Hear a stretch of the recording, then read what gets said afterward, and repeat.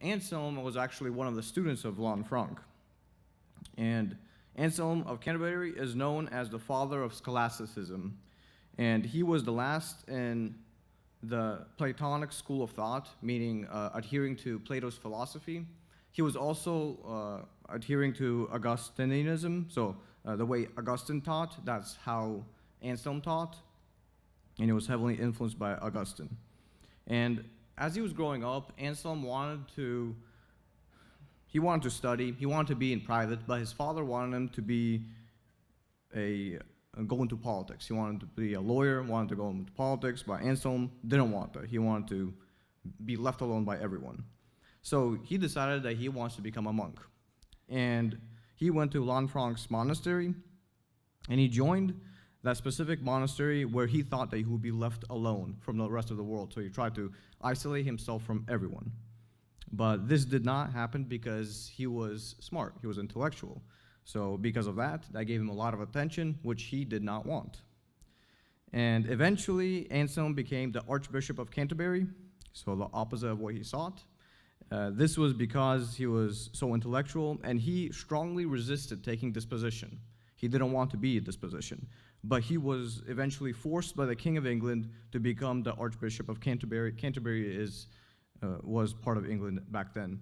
And he was reluctant, but the reasoning he agreed to this was because he wanted to reform the church. Not in the sense of Luther reform, but in the sense of he saw corruption in it, and he wanted to help the church become more scriptural, or going more according to how it is, get rid of corruption and all that stuff.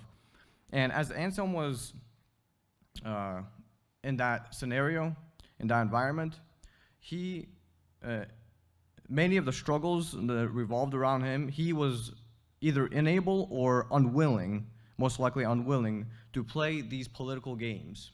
He did not want to argue. He wanted to stay away from arguments, and he was known to avoid arguments and conflict. And although he was very enthusiastic to teach and to have discussions, so if somebody wanted to discuss, he will be more than happy to discuss, but he avoided arguments.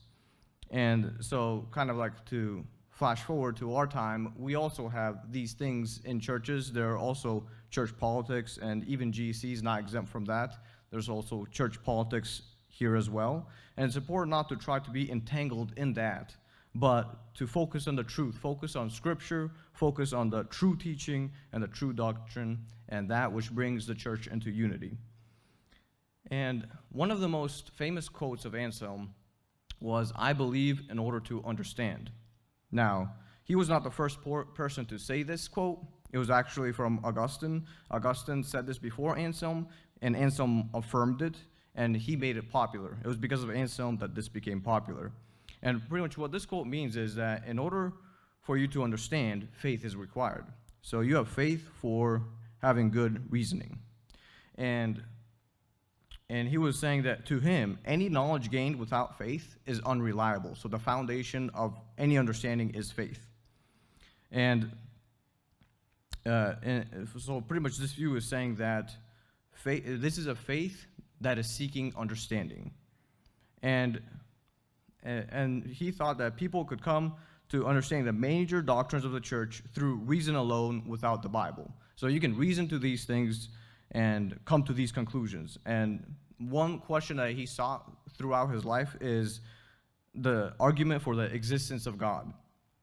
And this was the way he described it as the beginning of his premise or presupposition. That's pretty much a fancy word of saying that you assume this in order for everything else to be true, was that there is faith that God exists. So this was not in the sense of trying to prove from scratch that God exists, but coming to reasoning through the lens of faith. And the intent of this is to strengthen a person's faith. And so there's three arguments that he argues. And the first one is the cosmological argument. And it begins with faith to understand, saying that the universe exists. Everybody knows the universe exists. So there was a cause to make it exist.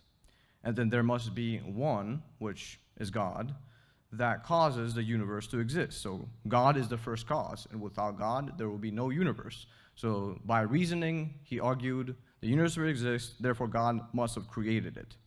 And then the second one is the teleological argument. This is talking about the universe has a design, therefore there must be a designer, and the designer must be God. So this is also, by reasoning, you come from universe as design, designer must be God.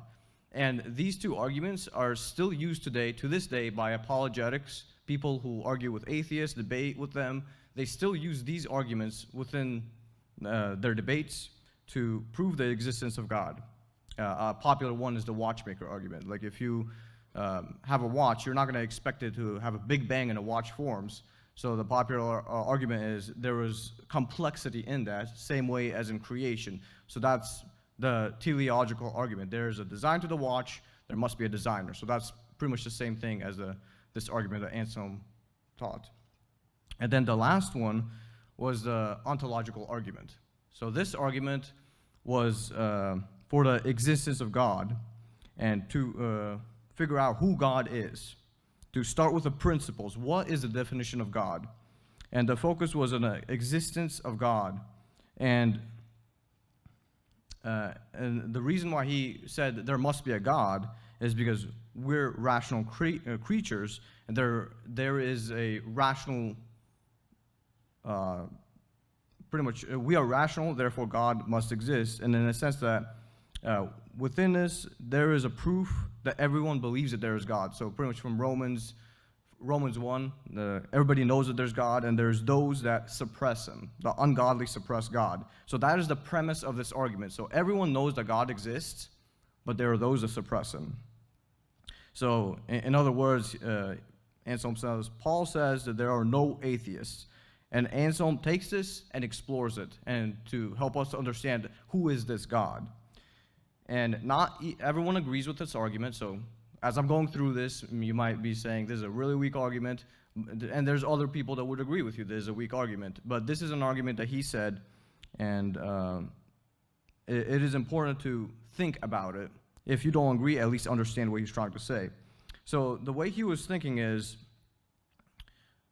when you think of God, it has to be outside of you. That's the starting point. And this goes with the Platonic theory, Plato's theory of forms.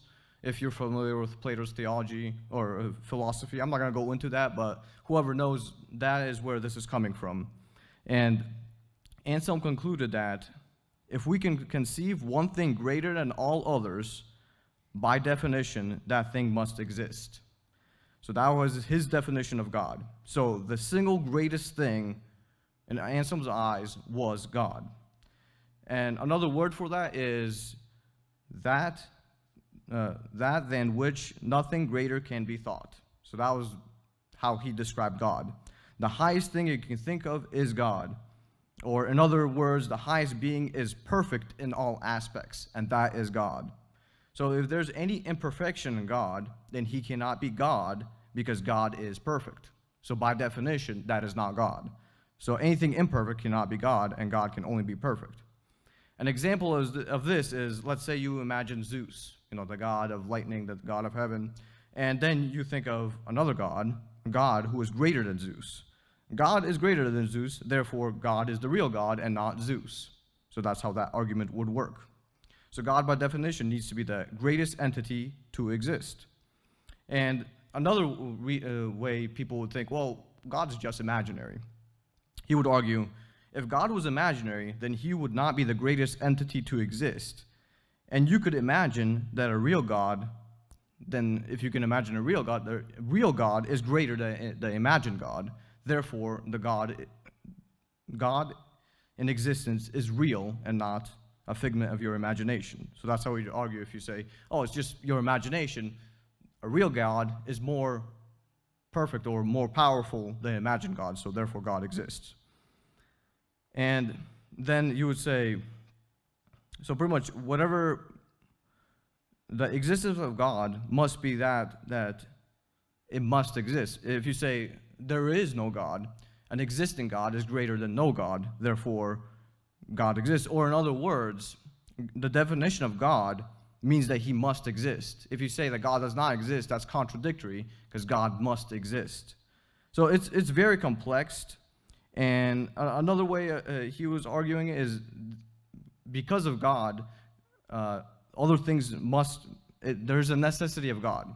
So if there was no God, other things could not exist. For example, the universe is held in pretty